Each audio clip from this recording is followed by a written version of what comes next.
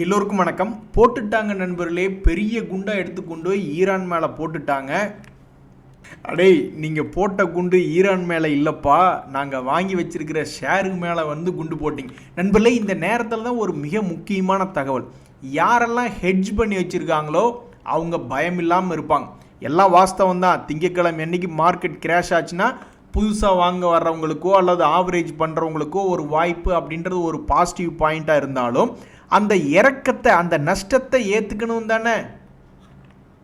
So இந்த மாதிரியான சமயங்களில் யாரெல்லாம் ஹெட்ஜிங் பண்ணி வச்சுருக்காங்களோ அவங்களுக்கு பெருசாக பயம் என்பது வராது. சரி, மார்க்கெட் ஒரு வேளை இறங்கினாலும் வாங்கி வச்சுருக்கக்கூடிய புட் ஆப்ஷன்ஸ் காப்பாற்றும் அப்படின்ற மாதிரி மனசில் நினச்சிருப்பாங்க. நல்ல வேளை இன்றைக்கி ஷேர் மார்க்கெட் இல்லை.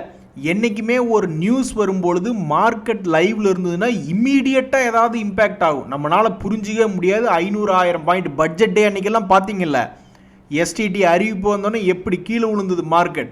நல்ல வேளை 2 நாள் லீவ் இருக்கிறதுனால இந்த பிரச்சனை என்பது ஒரு சிறிய அளவில் தான் நம்மளுடைய மார்க்கெட்டில் இம்பேக்ட் ஆகும் அப்படின்ற மாதிரி பல பேர் எதிர்பார்க்குறாங்க. ஒன்றும் இல்லை, ஆப்கானிஸ்தானுக்கும் பாகிஸ்தானுக்கும் சண்டை. அப்படி இருந்துமே பாகிஸ்தானோட இண்டெக்ஸ் பெரிய அளவில் கிராஷ் அப்படின்ற மாதிரி இல்லை. அதுவும் இல்லாமல் சனி ஞாயிறு லீவ் வருது இல்லையா. நான் போயிட்டு பார்க்குறேன் பாகிஸ்தான் ஸ்டாக் எக்ஸ்சேஞ்ச். நம்ம அப்புறம் சந்திப்போம், பாய் அப்படின்ட்டு அந்த ஸ்டாக் எக்ஸ்சேஞ்சினுடைய வெப்சைட்டையே காணோம்.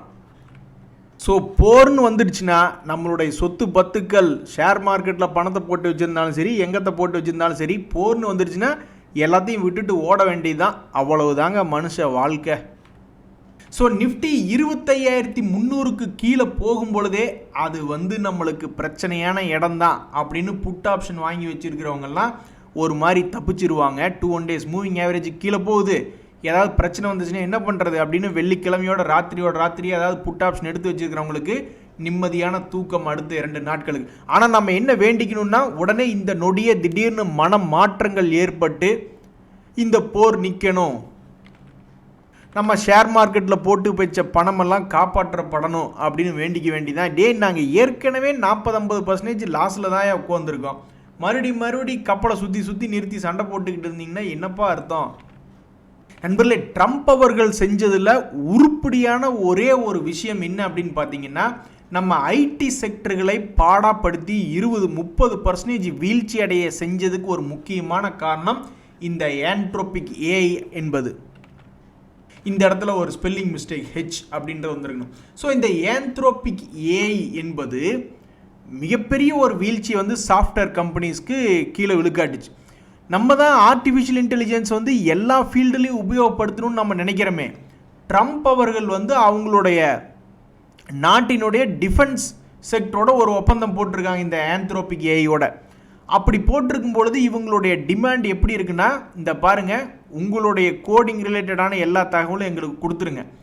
ஏன்னா நம்ம கில்லர் ரோபோட்ஸ் தயாரிக்கணும். வார் ஃபீல்டுக்கு போயிட்டு எங்கள் யூஎஸ் சோல்ஜர் அனுப்ப முடியுமா? எவனா சுட்டுவிட்டான்னு என்ன பண்ணுறது? அதனால் இந்த ரோபோட்ஸ் வேணும். அந்த ரோபோட்ஸ் எந்த கேள்வியும் கேட்காம எதிராளிகளை கொல்லக்கூடியதாக இருக்கணும். மேனுவல் இன்டர்வென்ஷனே வரக்கூடாது. அதுவும் இல்லாமல் நம்ம லட்சக்கணக்கான கோடிக்கான மக்களை மாஸ் பையிங், அதாவது பல மக்கள் என்ன பண்ணுறாங்க அப்படின்ற தகவலை சேகரிக்கணும் அப்படின்ற 2 கண்டிஷன். அந்த 2 கண்டிஷனுக்கு அந்த ஆந்த்ரோபிக் ஏஐ என்பது ஒத்துக்க மாட்டேன்ட்டாங்க. அது எப்படி நீங்கள் கேள்வியே கேட்காம ஒருத்தர் போய் சுடுவீங்க? மேனுவல் இன்டர்வென்ஷன் வேணும் அப்படின்ற ஒரு காரணத்தினால் உடனே ட்ரம்ப் அவர்கிட்ட தான் எதையுமே பிஸ்னஸ் மாதிரி தானே டீல் பண்ணுவார். உடனே அந்த ஆந்த்ரோபிக் ஏஐ பண்ணக்கூடிய பிஸ்னஸ் எல்லாத்தையும் அப்படியே ஸ்டாப் பண்ணுங்க. ஸோ ஃபர்ஸ்ட் ஆஃப் ஆல் 6 மாதத்தில் அவங்க நம்ம டிஃபென்ஸ் ரிலேட்டடான பண்ணக்கூடிய எல்லா ப்ராஜெக்ட்லேருந்து அவங்கள ரிலீவ் பண்ணி விடுங்க அப்படின்னு ஆரம்ப கட்டத்துக்கு ஆரம்பிச்சிருக்காரு. இனி அவன் அமெரிக்காவில் பிஸ்னஸ் பண்ண முடியுமா முடியாதுன்ற அளவுக்கு பிரச்சனையாக இருக்குது. ஒரு நண்பர் வேதனையாக சொல்கிறார் பாருங்க, வெரி வெல் ரிட்டர்ன் அப்படின்றார். இப்படி தான் நடக்கும்னு எழுதி வச்சிருக்கும் போல். நான் பேங்க் ஷேர்ஸை போய் வாங்க போகிறேன், வாங்கின உடனே அதில் ஃப்ராட் நியூஸ்ன்னு சொல்லி பேங்கிங் செக்டரையே கீழே விழுக வைக்கிறாங்க. சரி, நான் போய் சோலார் ஸ்டாக்ஸை போய் வாங்கலான்னு சொல்லி வாங்கினா அமெரிக்காவிலிருந்து டேரிஃப் போட்டு அந்த செக்டரையும் கிராஷ் பண்ணி விட்றாங்க. சரி, நான் போயிட்டு ஏதாவது ஒரு சுகர் கம்பெனியை வாங்கலான்னு போய் வாங்கினா உடனே அது எத்தனால் ரிலேட்டடான நியூஸ் கொடுத்து சுகர் செக்டரையும் உழுக்காட்டுறாங்க. சிகரெட் ரிலேட்டடான செக்டர் எடுத்தால் அதில் டேக்ஸ் போட்டு சிகரெட் செக்டரும் கும்பா. ஐடி ஸ்டாக்ஸ் எடுக்க போனால் ஆர்டிஃபிஷியல் இன்டெலிஜென்ஸ் இப்போவே பாதி செக்டர் அவர் கவர் பண்ணிட்டார். சரி தொலைது ஆயில் ஸ்டாக்ஸ் எடுக்கலான்ட்டு போனால் இந்த இப்போ கூட பாருங்க, இனி ஆயில் ப்ரைஸுக்கு நம்ம பயப்படணுங்க. இனி கோல்டு விலையை வேறு ஏற்றி விட்ருவாங்க. அடுத்த வாரத்தில் சீட்டு பணம் கட்டிக்கலான்னு உட்காந்தவங்களுக்கு எல்லாத்துக்குமே கும்பாதான். எப்படியும் கொஞ்சோண்டு அமௌண்ட்டை ஏற்றி விட்ருவாங்க. காரணத்தை கேட்டால் ஈரானுக்கு அமெரிக்காவுக்கும் சண்டை. அங்கே சண்டைனா அங்கே மட்டும் கோல்டு விலையை ஏற்றி விடுங்கடா, இங்கே ஏன்டா ஏற்றி விட்றீங்கன்ற மாதிரி நம்ம மனசுக்கு தோணும். பட் எனிவே குளோபலில் அப்படி தான் நடக்கும். அதே மாதிரி கன்சியூமர் ஸ்டாக்ஸ், அதுலேயும் வந்து கன்சியூமர் ஸ்டாக்ஸ் எடுக்க போகிற ஊருக்குள்ளே டிமாண்டே இல்லைன்னு சொல்லி நெஸ்லே இந்தியாவிலிருந்து ஆரம்பித்து எத்தனை பங்குகளை ஏற்ற விடாமல் உட்காந்துருக்காங்க. சரி ரெனியூவபிள் எனர்ஜி எடுக்கலான்ட்டு போனால் அவன் தான் இருக்கிறதுலே அதிகமாக இப்போ அடி வாங்கி கிடக்கிறான். பிஎஸ்யூ ஸ்டாக்ஸ் ஆனால் பிஎஸ்யூ பேங்க்ஸ் வந்து இண்டெக்ஸ் நல்லா இருக்குது. பிஎஸ்யூ பேங்க் ஸ்டாக்ஸில் சிலது வந்து ஆல் டைம் ஹை தாண்டி போயிடுச்சு, சிலது ஏறல. பட் எனிவே ஒன்றுக்கு மட்டும் நம்ம சப்போர்ட் பண்ணி என்ன பிரயோஜனம்? இத்தனை செக்டர் கும்பாவான், அதில் அந்த பிஎஸ்சி பேங்க்குக்கு மட்டும் சப்போர்ட் பண்ணி ஏதாவது பிரயோஜனம் இருக்கா? ஸோ பிஎஸ்சி ஸ்டாக்ஸ் எடுக்கலாம். அவர் பிஎஸ்சி பேங்க்ஸ் சொல்ல, பொதுவாக பப்ளிக் செக்டர் யூனிட்ஸ் எடுக்கலான்னு போனால் இப்போ கூட ஆஃபர் ஃபேர் சேல்னு சொல்லி ஏதோ ஒன்று போட்டு ஐஆர்எஃப்சி தான் பெருசாக கும்பா பாடிச்சுன்னு நினைக்கிறேன். அப்படி ஒரு நியூஸ் அப்படின்னு சொல்கிறாங்க. மெட்டல் இண்டெக்ஸ் எடுக்க போனால் எல்லாம் இப்படி எந்த செக்டரில் போய் காலை வச்சாலும் என் வாழ்க்கை ஒரு கும்பா வாழ்க்கையாக இருக்குது. இருந்தாலும் நான் இதுக்கெல்லாம் அசர்ற மாதிரி இல்லை. நான் ஒரு பணங்காட்டு நரி, எந்த சலசலப்புக்கு அஞ்ச மாட்டேன் அப்படின்ற மாதிரி இத்தனை பிரச்சனைகள் இருந்தாலும் நான் தொடர்ந்து முதலீடு பண்ணிக்கிட்டு தான் இருப்பேன். எதுக்கு? என்னைக்காவது ஒரு நாள் விடியும் பொழுது ஒரு நல்லா இருக்குமே அப்படின்ற மாதிரி. எங்கேங்க ஒவ்வொரு நாளும் புது புது பிரச்சனை தாங்க இழுத்துட்டு வர்றானுங்க. இப்போ தாங்க டேரிஃப் பிரச்சனை முடிஞ்சுது. அதுக்கப்புறம் பார்த்தா யூஎஸ் வார், ஏதாவது ஒன்று பண்ணிக்கிட்டே இருக்கணும் அப்படின்ற மாதிரி தான் நம்மளுக்கு பிரச்சனை நடந்துக்கிட்டு இருக்குது. நீங்கள் சொல்கிற மாதிரி தான் தொடர்ந்து வாங்கி குவிச்சிக்கிட்டே இருக்க வேண்டியதுதான். அப்புறம் என்றைக்காவது ஒரு நாள் நல்லபடியாக விடியும் அப்படின்ற நம்பிக்கையோட வாழ்க்கையை ஓட்ட வேண்டியதுதான் ஷேர் மார்க்கெட்டில். ஷேர் மார்க்கெட்டில் என்ன பிரச்சனைனா நண்பர்களே, ஒரு பேட் நியூஸ் வர ஆரம்பிச்சுன்னா தொடர்ந்து நம்மளுக்கு படிக்கிறது பூரா பேட் நியூஸாகவே இருக்குது. நாங்கள் என்னையா பாவம் பண்ணோம் அப்படின்ற ரேஞ்சுக்கு இந்தோனேஷியா சமீபத்தில் 1,00,000 ட்ரக்குக்கு மேலே இந்தியாவுக்கு ஆர்டர் கொடுத்துருந்தது. இந்த மஹிந்திரா அண்ட் மஹிந்திரா, டாடா மோட்டர் போன்ற பல கம்பெனிகள் வந்து அந்த ஆர்டரை ஃபுல்ஃபில் பண்ணுற மாதிரி 1,00,000 ட்ரக். இது மேஜர் மிகப்பெரிய பெரிய பெரிய ஆர்டர். இது நாம் என்ன இப்போ யாருக்கு என்ன தீங்கு செஞ்சோம் அப்படின்ற மாதிரி பார்த்தோம்னா, திடீர்னு அந்த கொடுத்துருந்த 1,00,000 ஆர்டர் அவங்களுக்கு வந்து மீடியாவில் ரொம்ப ப்ரெஷராக. இந்தோனேஷியாவில் வந்து அது எப்படி நீங்கள் இந்தியாவுக்கு இவ்வளோ பெரிய ஆர்டரை தூக்கி கொடுக்கலாம், நம்ம உள்ளூர்லேயே வந்து வேலை இல்லாமல் இருக்கும் பொழுது நீங்கள் எதுக்கு வெளிநாட்டில் வந்து இவ்வளோ ஆர்டர் கொடுக்குறீங்க, அந்த ஆர்டர் உள்ளூர்லேயே கொடுக்கலாம்லன்னு ஏகப்பட்ட ப்ரெஷர் போட்டதில் இந்த இந்தோனேஷியா அந்த கொடுத்த ஆர்டரை வந்து கேன்சல் பண்ணிட்டாங்க, நிறுத்தி வச்சுருக்காங்க. தே ஹால்ட் அப்படின்ற மாதிரி மீடியாக்களில் செய்திகள் வருது. ஷேர் மார்க்கெட்டில் உருப்படியாக மேலே வந்துக்கிட்டு இருந்த செக்டர் 2. ஒன்று பேங்க் செக்டர், அது ஃப்ராட் ரிலேட்டடான ஒரு நியூஸை கொடுத்து அது இப்போ ஒரு வாரமாக தடுமாறிக்கிட்டு இருக்கு. அடுத்தது இந்த ஆட்டோ செக்டர். அந்த ஆட்டோ செக்டர்லாம் வந்து 200 days மூவிங் ஆவரேஜ் பக்கத்துலேயே போன வருஷம் மே மாதத்துலேருந்து ஒரு 11 மாதத்துக்கு வராமல் அவன் பாட்டுக்கு மேலே சுற்றிக்கிட்டு இருந்தவன் இப்போ 200 days மூவிங் ஆவரேஜை டெஸ்ட் பண்ணி ட்ரேட் ஆகிட்டு இருக்கான், மேலேயா கீழேயான்ற மாதிரி. அப்படி நாங்கள் என்னையா பாவம் பண்ண, எதுக்கு இப்போ இந்த இந்தோனேஷியா இப்படி கேன்சல் பண்ணான்னு தெரில. சமீபத்தில் பெரிய பெரிய மீட்டிங் அப்படின்னு பார்த்தா சமீபத்தில் இஸ்ரேலுக்கெல்லாம் போயிட்டு வந்தோம். அது ஒன்று தான் லேட்டஸ்ட்டாக போயிட்டு வந்த செய்தி. அது போக ஈரான் மேலே இந்த அமெரிக்கா குண்டு போடுது, இஸ்ரேலும் சேர்ந்துக்கிட்டு குண்டு போடுது அப்படின்றது இந்த 2 தான் இருக்கிறதுலே பெரிய செய்தி. இந்த செய்திகளே நம்ம இன்னும் அப்சர்வ் பண்ண முடியல. இந்த சமயத்தில் வந்து இப்படி கொடுத்த ஆர்டர் இப்படி நிறுத்தி வச்சுட்டானுங்களே அப்படின்றதான் நம்மளுக்கு இனி M&M ஷேர். இந்த செய்தி வந்து இப்போ இந்த ஒரு நொடியில் வந்த செய்தி கிடையாது. ஸோ எப்படி இது ஷேர் மார்க்கெட்டில் அடுத்தடுத்த நாட்களில் கரெக்டாக சென்ட்ரு பாயிண்டில் இருக்கக்கூடிய M&M இனி அடுத்தது எந்த மாதிரி ட்ரேட் ஆகும் என்பது பொறுத்து இருந்து தான் பார்க்கணும். ஆக மொத்தம் ஒன்று மட்டும் முக்கியமான விஷயம் நண்பர்களே, பெரிய அளவில் அக்கௌண்ட் வச்சுருக்கிறவங்க ஹெட்ஜிங் பண்ணணும். அதே மாதிரி இந்த மாதிரி சமயத்தில் மார்க்கெட் வந்து என்ன நடக்கும்னே தெரியாமல் இருக்குது, அல்லது திடீர்னு ஒரு பேட் நியூஸ் வரும் பொழுது அந்த ஃபியூச்சர்ஸ் அண்ட் ஆப்ஷன்ஸில் இருக்கிறவங்க தான் ஒன்று அவங்களுடைய போர்ட்ஃபோலியோவை காப்பாற்றிக்க முடியுது. அப்படி இல்லைன்னா மாறி போச்சுன்னா கூட அதை ஒரு ஃபேவராக எடுத்துக்கிட்டு F&Oவில் பெரிய அளவில் பணம் பார்க்குறாங்க அப்படின்றது ஒரு மறுக்க முடியாத உண்மை. ஆனால் பூரா பழையிலும் ஆப்போசிட்டாக தான் பொசிஷன் எடுத்து வச்சுருப்பாங்க. ஏதாவது மேலே ஏறும். அந்த அன்னைக்கு கூட ஐடி பங்குகள் பெருசாக கீழே விழுந்துட்டு இருந்தது. அப்போ நிறைய பேர் கமெண்ட் பண்ணியிருந்தாங்க, ஐடி பங்குகள் ஏறுன்னு சொல்லி நாங்கள் பொசிஷன் எடுத்து வச்சுருந்தாங்க. என்னைக்கு இருந்தாலும் ட்ரெண்டுக்கு எகெயின்ஸ்டாக போனால் அப்புறம் கும்பா தான். அது எந்த இன்ஸ்ட்ருமெண்ட்டில் எந்த செக்மெண்ட்டில் போனால் என்ன.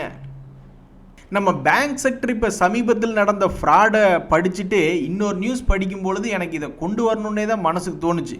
சரி, ஸ்டாக் மார்க்கெட்டில் இது முக்கியமான ஒரு தகவல் இல்லை அப்படின்னாலும், ஸ்டாக் மார்க்கெட்டில் இன்னொரு முக்கியமான விஷயம் என்னென்னா இன்டெகிரிட்டி. ஒரு பேங்க் தொழிலாக அதில் இன்டெகிரிட்டி அப்படின்றது வேணும் இல்லையா. ஒரு விவசாயிக்கு கடன் கொடுத்துட்டு கடனை திருப்பி கொடுக்கும் பொழுது 9 ரூபா 34 பைசா விட்டு போச்சு. அதுக்கு மெசேஜ் அனுப்பி வாங்க வந்து கட்டுங்கன்னு சொன்னோடனே அவர் கடுப்பாயிட்டார். கடுப்பாயிட்டு 10 ரூபாயை கொடுத்துட்டு நீ மீதி 66 பைசா முதல்ல திருப்பி கொடுத்துட்டு வேறு வேலையை பாரு அப்படின்ட்டாப்ல.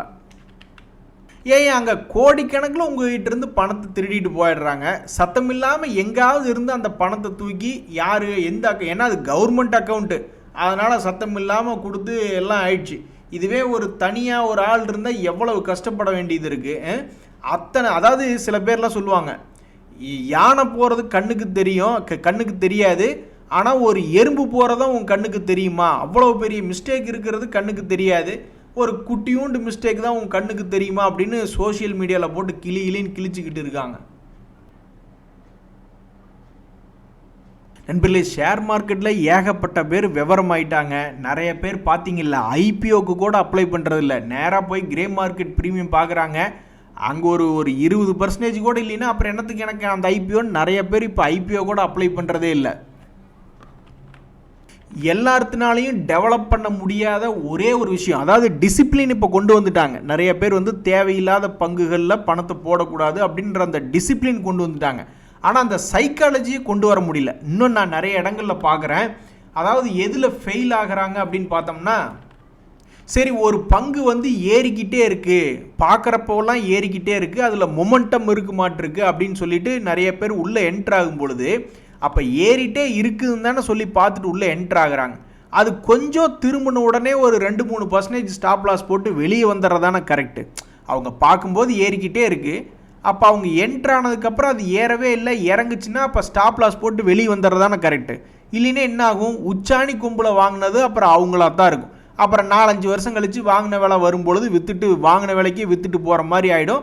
உள்ளே போட்ட பணம் டெட் மணி, கொஞ்சம் கூட சம்பாரித்து தராத பணமாக போயிடும். ஸோ ஒருத்தர் வந்து மொமெண்டம் ஃபெயில் ஆகுது அப்படின்னாவே அவருக்கு என்ன ஒரு சைக்காலஜி வேணும், ஒரு சிறிய அளவு நஷ்டத்துலையாவது வெளியே வர்ற மாதிரி அவர் ஐடியா பண்ணி வெளியே வரணும். சில பேர் என்ன எதிர்பார்க்குறாங்க, அட நல்ல லோ ரேட்டில் ஸ்டாக்கை பிடிக்கணும் அப்படின்ற மாதிரி கரெக்டாக பிடிக்கிறது, நல்ல லோ ரேட்டில் பிடிச்சிட்றாங்க. ஒருவேளை தப்பி தவறி அந்த பங்கு மேல் நோக்கி வருதுன்னே வச்சுக்கிடுவோம். வரும்பொழுது அதை ஃபுல் அமௌண்ட்டை பிடிக்கிறதுக்கு அவங்களுக்கு பொறுமை, மனசு, திடகாத்திரம் என்பது வேணுமா வேண்டாமா? அது வரைக்கும் டிவிடெண்ட் கொடுத்தா போதும், வேற ஒன்றும் வேண்டாம்.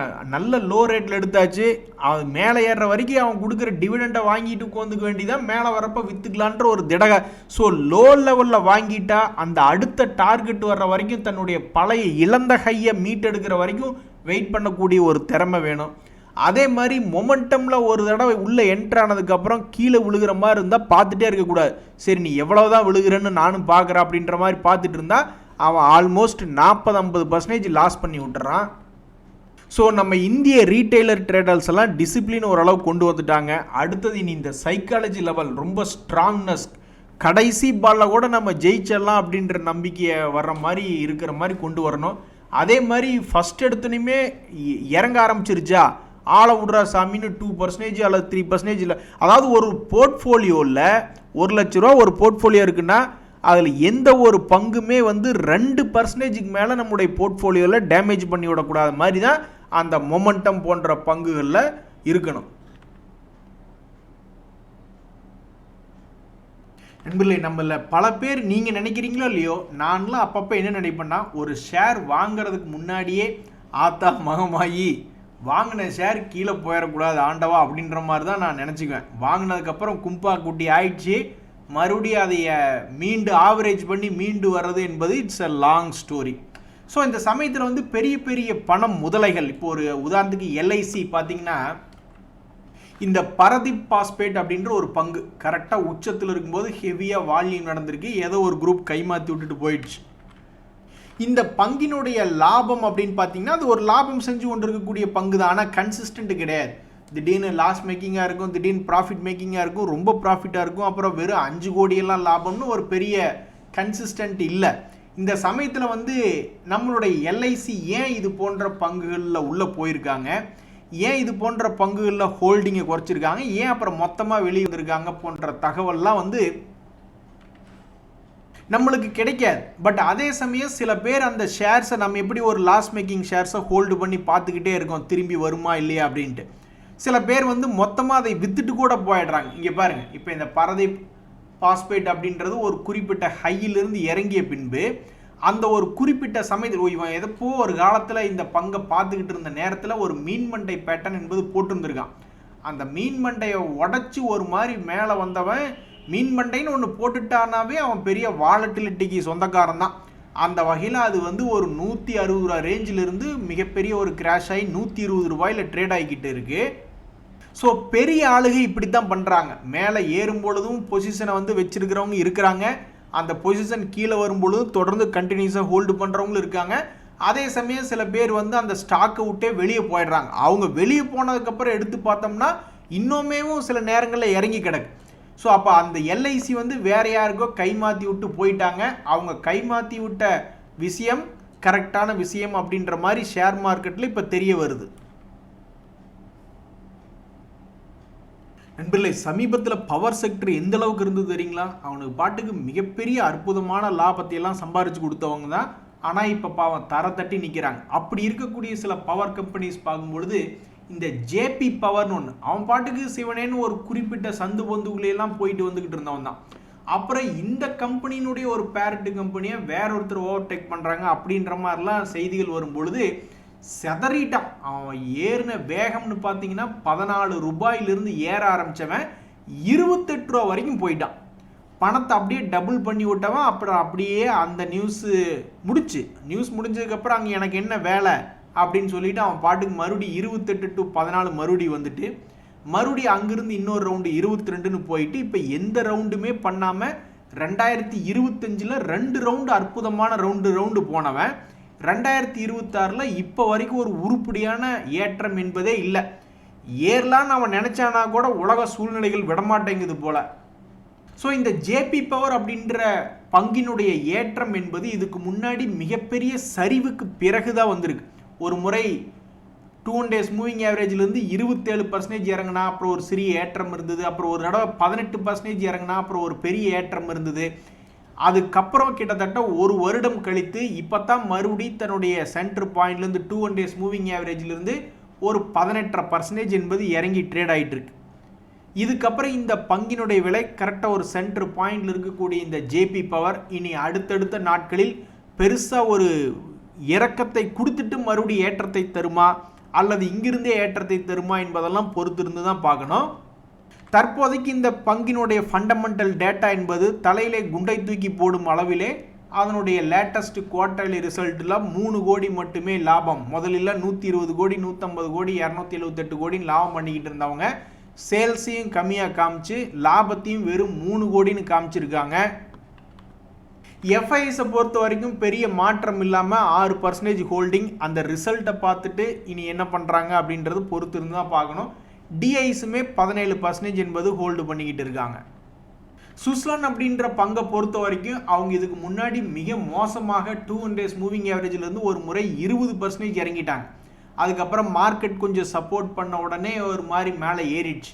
இந்த முறையும் அதுக்கப்புறம் ஒரு முறை இறங்கிய பின்பு மிகவும் மோசமான வீழ்ச்சி என்ன எப்போ நடந்துக்கிட்டு இருக்குன்னா இப்போ இந்த சீசனில் தான் நடந்துக்கிட்டு இருக்கு. ஆல்மோஸ்ட் 2 days மூவிங் ஆவரேஜ் கீழே 20% இறங்கி கிடக்கு. இனி அடுத்தது இந்த பங்கு மேற்கொண்டு சரிவா அல்லது ஒரு சிறிய ஏற்றம் வருமா என்பது பொறுத்திருந்து தான் பார்க்கணும்.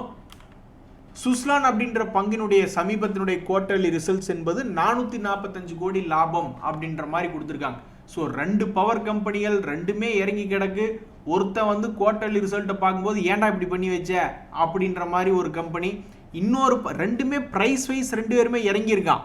ஆனால் ஃபண்டமெண்டல் டேட்டா அப்படின்றது குவார்டர்லி ரிசல்ட்ஸ் அப்படின்ற நியூஸ் எடுத்து பார்க்கும்பொழுது அதில் சுஸ்லான் அப்படின்ற பங்கு தான் உருப்படியாக பண்ணியிருக்கு. ஸோ இந்த பங்குகளினுடைய அடுத்தடுத்த விலை நகர்வு என்பது எந்த பக்கத்திலே இருக்கும்?